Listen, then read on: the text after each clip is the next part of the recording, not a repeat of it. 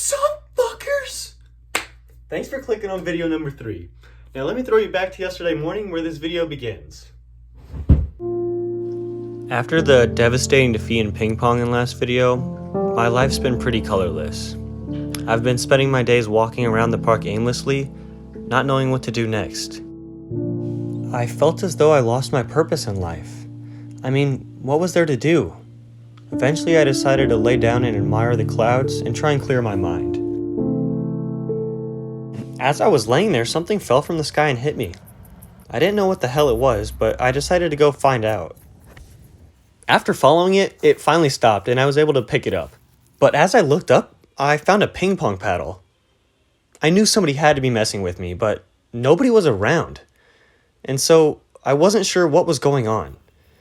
I examined the ping pong paddle and the ping pong ball, and then eventually went back to my bench to regroup my thoughts. After a little thinking, I knew what this meant. If I ever wanted a rematch, I was going to need to be more prepared, and so the training began.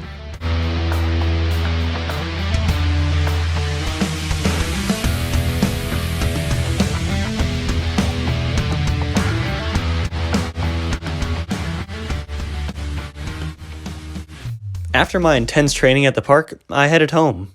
But when I got home, I thought to myself, and I realized I don't know much about ping pong or what to train for. And so I did some research before I continued.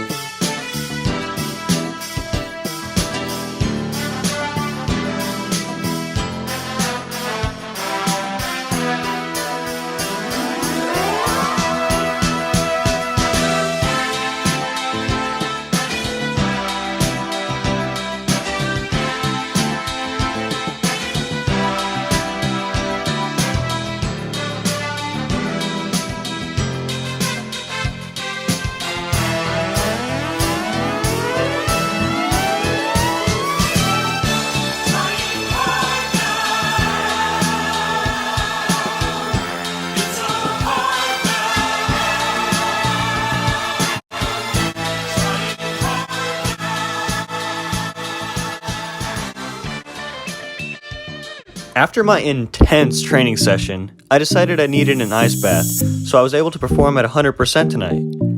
Because I knew if I was not at 100%, I didn't stand a chance at beating my brother, and then what was this all for? Why was I training?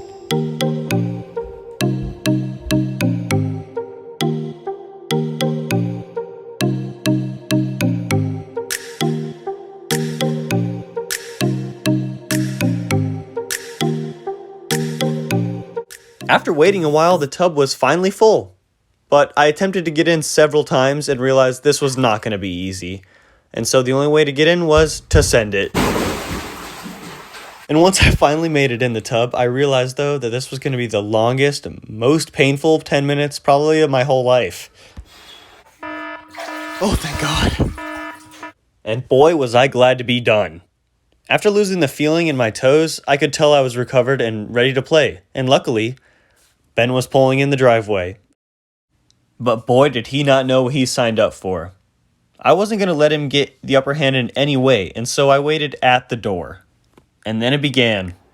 I won't lie, it was looking pretty rough for me at the beginning, and I was losing a little bit of confidence. And you could tell he was feeling himself and getting a little too cocky, and so I knew I had to whip out my secret weapon.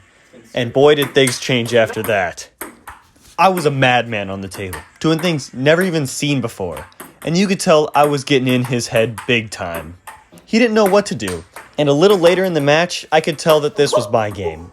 Everything was going right with me, and I won't lie, I got a little cocky. And the later it got in the match, you could tell the more I got in his head. He couldn't stop thinking about me. I was up there. And yeah, he may have gotten a couple here and there, but I dominated this game. He didn't stand a chance, and with just a few rounds to go, I was pretty sure I was going to take this one home.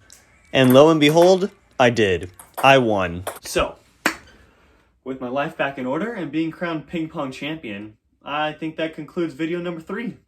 I hope you enjoyed, and if you did, Hopefully I'll see you here for video number 4. Peace.